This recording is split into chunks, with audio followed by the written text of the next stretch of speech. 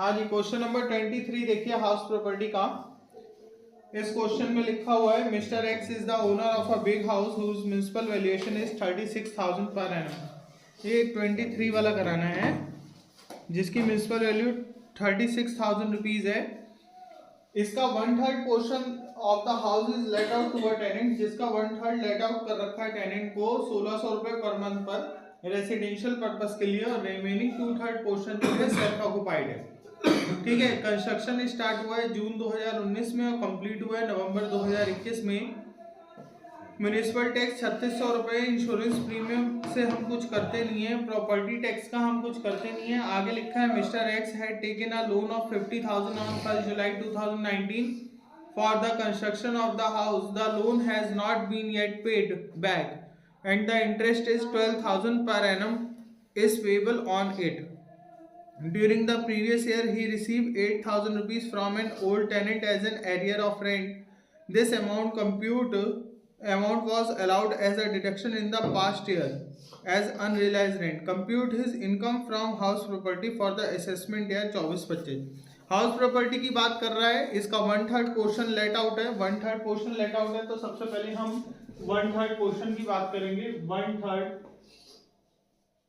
Let out, जो 1/3 let out है उसका म्युनिसिपल वैल्यू 36,000 पूरे घर का है, तो हम 1/3 हाउस का लेंगे 36,000 इंटू 1/2। अभी आप लोग करते चलो, फिर मैं समझा दूंगा जब तक। म्युनिसिपल वैल्यू आएगी 12,000 रुपए, और एक्चुअल रेंट जो इन्होंने किराए पर उठाया है वहां इनको 1600 रुपए मिल रहे हैं, यानी कि एक्चुअल रेंट हो गया 1600 रुपए पर मंथ। 1600 इंटू 12 ये हो गया 19,200, 19,200। इन दोनों में हम चेक करेंगे किसकी वैल्यू ज्यादा है, तो वो ग्रॉस एनुअल वैल्यू हो जाएगा। जीएबी क्या हो जाएगी, 19,200 रुपए ग्रॉस एनुअल वैल्यू हो जाएगी। ठीक है, क्वेश्चन नंबर 23 है। ग्रॉस एनुअल वैल्यू 19,200 होने के बाद आगे देखें तो यहाँ लिखा हुआ है म्युनिसिपल टैक्स इन्होंने पे करा है 3600 रुपए। जब ग्रॉस एनुअल वैल्यू आ जाएगी उसके बाद हम सबसे पहले माइनस करेंगे municipal tax paid by owner. Municipal tax question में पे करा है 3600 रुपए, जो पूरे घर का है। हम 1/3 हाउस का लेंगे इंटू 1/3, तो 1200 रुपए माइनस हो जाएगा। ग्रॉस एनुअल वैल्यू में म्युनिसिपल टैक्स माइनस होते ही नेक्स्ट स्टेप आ जाता है एनुअल वैल्यू, जो कि आपके 18,000 रुपए आ गई। एनुअल वैल्यू आने के बाद हम माइनस करेंगे deduction under section 24, deduction under section 24, जिसमें दो डिडक्शन होती है। पहली होती है स्टैंडर्ड डिडक्शन। स्टैंडर्ड डिडक्शन जो एनुअल वैल्यू आती है उसका 30% होता है, यानी कि ये जो 18,000 रुपीज आए हैं इसका 30% निकालेंगे इंटू 30/100। जो स्टैंडर्ड डिडक्शन है एनुअल वैल्यू का 30% निकालते ही आपका यहाँ पे 5,400 रुपीज आ जाएगा। दूसरा पॉइंट होगा interest on loan. Interest on loan दो तरह से माइनस करते हैं, एक प्रीवियस ईयर का होता है और एक प्री कंस्ट्रक्शन पीरियड का होता है। तो इंटरेस्ट ऑन लोन की वर्किंग हम अलग से कर लेते हैं। ऐसा इसलिए कर रहे हैं क्योंकि यहाँ पे कैलकुलेशन करनी पड़ेगी हमें इंटरेस्ट ऑन लोन की, कितने रुपए प्रीवियस ईयर में आ रहा है और कितने रुपए प्री कंस्ट्रक्शन पीरियड। तो यहाँ हेडिंग डाल लेंगे वर्किंग नोट में, calculation of interest on loan for house. ठीक है, इंटरेस्ट ऑन लोन की बात करें तो इन्होंने हमें दो तरह का इंटरेस्ट निकालना होता है। पहला होता है प्रीवियस ईयर का इंटरेस्ट। प्रीवियस ईयर का जो इंटरेस्ट होता है वो जितना अमाउंट बैलेंस होता है उसकी जो परसेंटेज दे रखी होती है उस बेसिस पे निकलता है। यानी कि अगर मैं देखूं तो इन्होंने लोन लिया था 50,000 रुपए का, और 50,000 में से कुछ भी अनपेड नहीं था, कुछ भी पेड नहीं था, तो सब अनपेड था। 50,000 का 12% निकाल दिया, 6,000 रुपए आ गए। जो दूसरा पॉइंट होता है वो होता है pre construction period. Pre construction period का इंटरेस्ट तब निकालते हैं जब लोन किसके लिए लिया गया हो, हाउस के कंस्ट्रक्शन के लिए लिया गया। और प्री कंस्ट्रक्शन पीरियड का हाउस का इंटरेस्ट निकालने का रूल होता है लोन कब लिया, लोन टेकन से before 31st March, before 31st March of construction complete, of construction complete. Completed. तो लोन कब लिया, उससे 31 मार्च बिफोर ऑफ कंस्ट्रक्शन कंप्लीट। तो लोन लेने की डेट इनकी यहाँ पर आ रही है 1 जुलाई 2019 और कंस्ट्रक्शन कंप्लीट हुआ है इनका 1 नवंबर 2021। लेकिन हम नवंबर 2021 ना लेकर जो 2021 में कंस्ट्रक्शन नवंबर में कंप्लीट हुआ है उससे पहले 31 मार्च देखेंगे, तो 31 मार्च 2021 में ही आ रही है।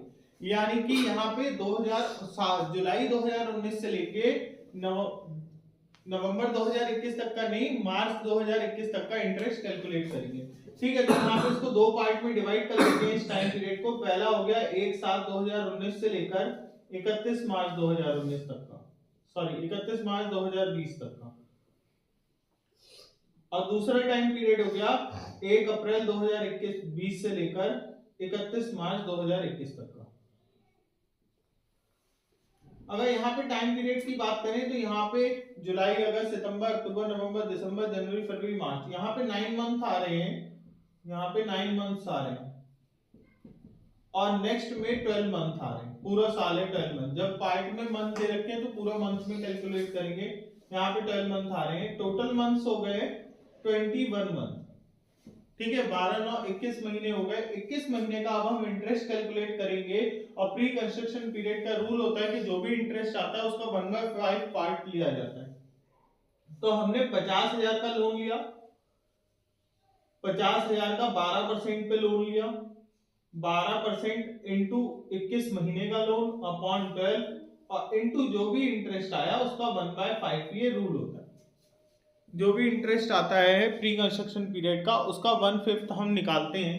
तो यहाँ पे अगर मैं देखूं तो 12 से 12 कैंसिल हो गया, 2 0 से 2 0 कैंसिल हो गए, 5 से 5 भी कैंसिल हो गया, यहाँ बचा 100। 100 को 21 से मल्टीप्लाई कर दिया, हमारा 2100 रुपीज आ गया।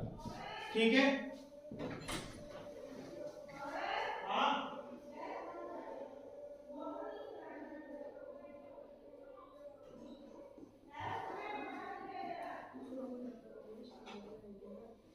हमको यार वो बच्चे होते थर्ड ईयर वाले वो मत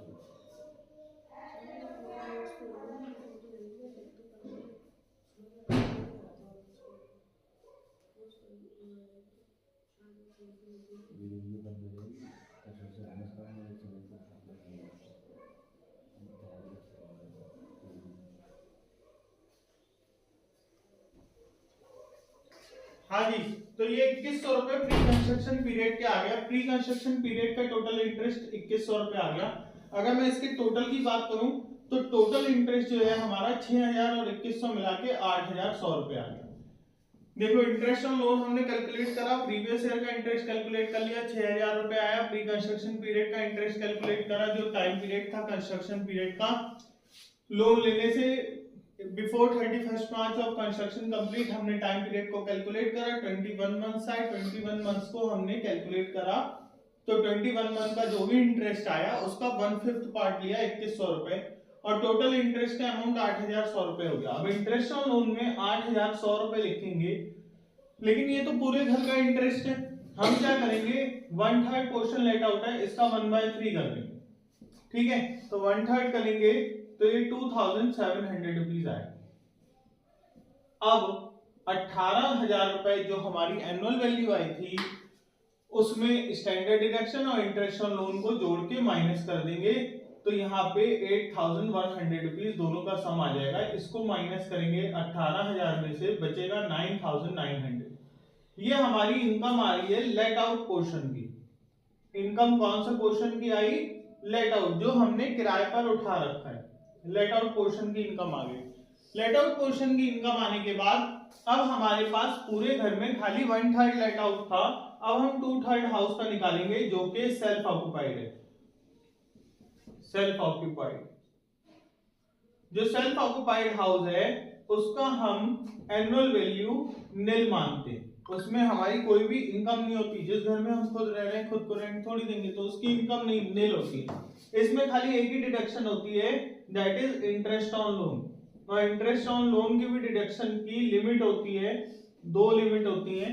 एक होती है अगर कंस्ट्रक्शन के लिए लोन लिया है तो मैक्सिमम 2 लाख रुपए तक माइनस कर सकते हैं। दूसरा रिपेयर के लिए लिया है तो मैक्सिमम 30,000 तक माइनस कर सकते हैं। तो इंटरेस्ट ऑन लोन पूरे घर का हम पहले ही कैलकुलेट कर चुके हैं 8,100 रुपए, इसका 2/3 आ जाएगा। और इस घर का जो लॉस होता है सेल्फ ऑक्युपाइड का, वो लेट आउट वाले की इनकम से हम माइनस कर सकते हैं। तो यहाँ पे 8,100 में 2/3 निकाला तो 5,400 रुपए आया। 5,400 की इनकम इसमें माइनस कर दी, यहाँ बचे 4,500 रुपए इनकम फ्रॉम हाउस प्रॉपर्टी। ठीक है, अब इसके बाद इन्होंने एक और पॉइंट बोला था क्वेश्चन में। वो पॉइंट क्या था कि इसका एक पुराना रेंट था जो इनको मिला था, और वो पुराने रेंट की वैल्यू आपकी 5,000 रुपए थी। पुराने रेंट की वैल्यू क्वेश्चन में 5,000 रुपए थी जो एक ओल्ड टेनेंट से मिला था। तो अगर कोई भी पुराना रेंट मिलता है जो अनरियलाइज रेंट होता है अर्लियर ईयर में, जो अब रिसीव हुआ है, उस पुराने रेंट में ओल्ड रेंट में हम सीधे स्टैंडर्ड डिडक्शन दे देते हैं 30%, और जो बाकी इनकम होती है वो हमारी हाउस प्रॉपर्टी की इनकम कंसीडर कर ली जाती है। तो 5,000 का 30% 1,500 रुपए माइनस करेंगे और 3,500 रुपए यहाँ बचा हुआ जोड़ ऐड कर देंगे। ठीक है, तो ये टोटल हो जाएगा 8,000 रुपीज। ये हमारी जो 8,000 रुपीज आया ये टैक्सेबल इनकम होगी। ये पूरा क्वेश्चन कंप्लीट हो गया।